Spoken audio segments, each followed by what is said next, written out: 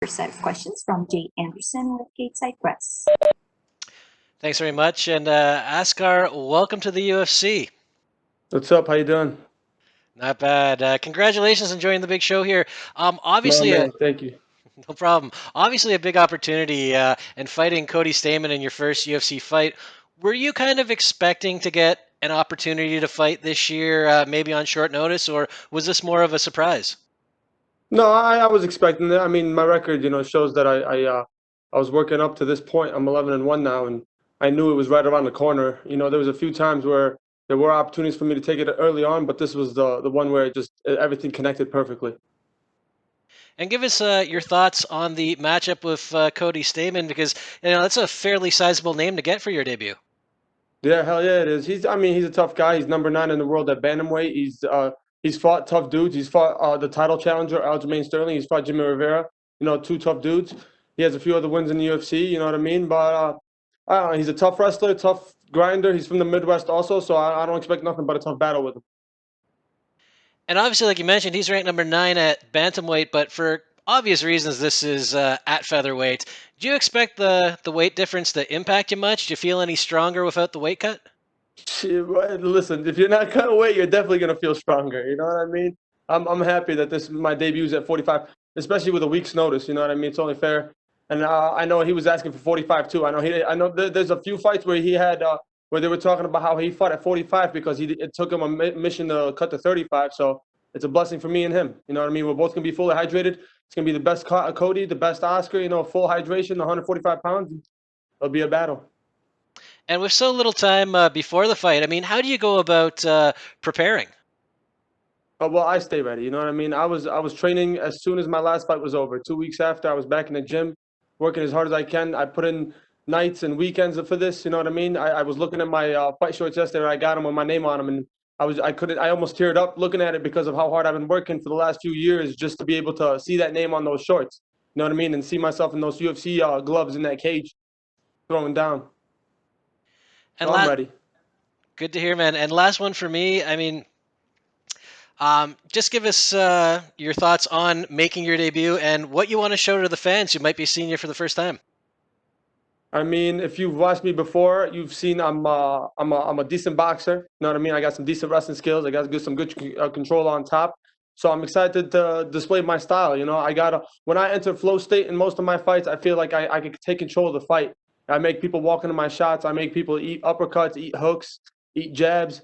And I'm excited to do that and show that. And it doesn't have to be against just Cody Stamann. I'm excited for my whole UFC career to show that.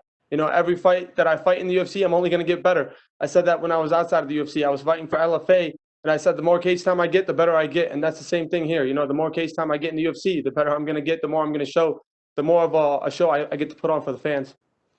All right, well, looking forward to it. Best of luck this weekend. My man, thank you. We'll take our next questions from Gabriel Gonzalez with Gateside Press. Hey, how are you? How you doing? All I have for you, I really want to know, so, you're a guy, you're doing your thing on the regional scene and the smaller shows. You get that call to the UFC. How does everybody around you react? Because I gotta imagine it must feel like a party the very first time everyone finds out. Of course, of course. I was actually just thinking in my hotel room right now. I've been getting more DMs than ever, even when I was main eventing LFA. But it is what it is. I know who the people are that started out with me. I know who my coaches are that have been with me since the beginning. My brothers that have been with me since the beginning. And those are the guys that I want to keep around when I have this victory. You know what I mean? When I'm celebrating in the end, those are the guys I want to celebrate with. So everybody else that's jumping on the bandwagon now, they're welcome to jump on because I'm excited for it. But I know who the people that care about me and want me to succeed, who they truly are.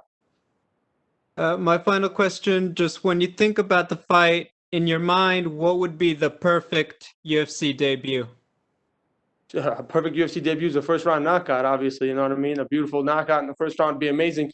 But to get 15 minutes and to try to put my skill set on him and to get some cage time in the UFC and get used to that rough floor and those gloves and the cameras and the lights and all that, that'd be amazing too. You know what I mean? That's what I'm excited for, to be able to be in front of all that and perform. Hey, thank you and good luck. Man, thank you. We'll take our next questions from Gavin Porter with UFC.com. What's up, man? It's actually me right here. Oh. So, All right. First of all, you just mentioned, you're getting a little teary-eyed, maybe looking at those shorts. Was there a moment when you were like, you know what, during the LFA run and all that stuff, like I'm gonna make it there. Just keep doing me, and I'm gonna get there. Yeah, of course. I knew that. You know what I mean? I know what my skill set are. I know what my mindset's at.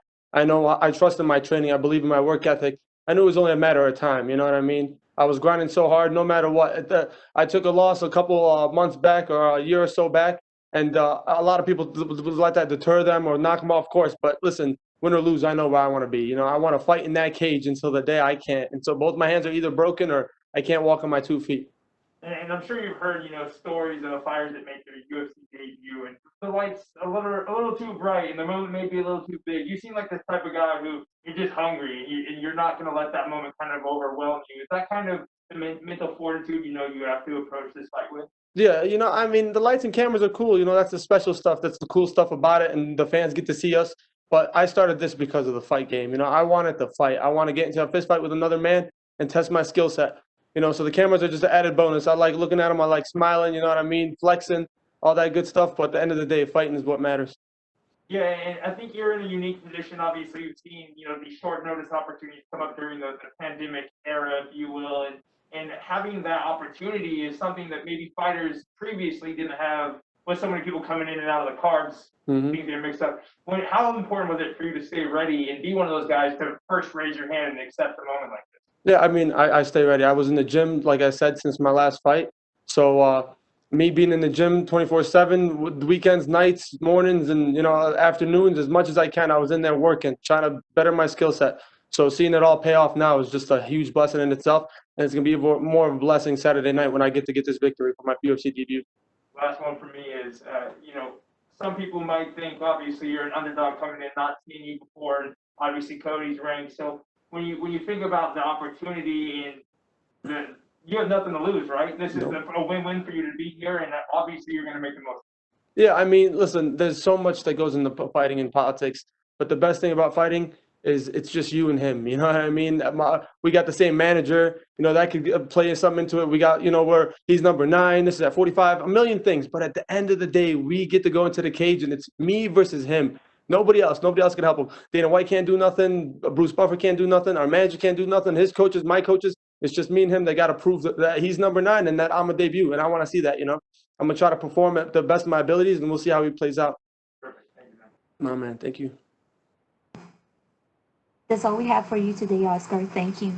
Thank you, guys. Great work.